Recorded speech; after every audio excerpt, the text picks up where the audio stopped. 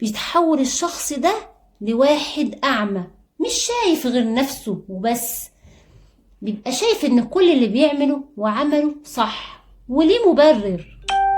بيبقى عايش في وهم القوة والسيطرة، فاكر إن الدنيا كلها تحت إيده وتحت مزاجه، لو كمان مفيش قوة تقدر تحاسبه. هو مش بس نسي حقك انت، هو نسي أصلا صاحب الحق نفسه.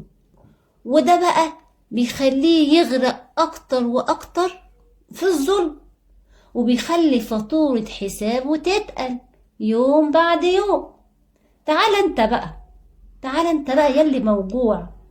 عارف وجعك ده هو اللي بيخليك صاحي ما بتعرفش تنام.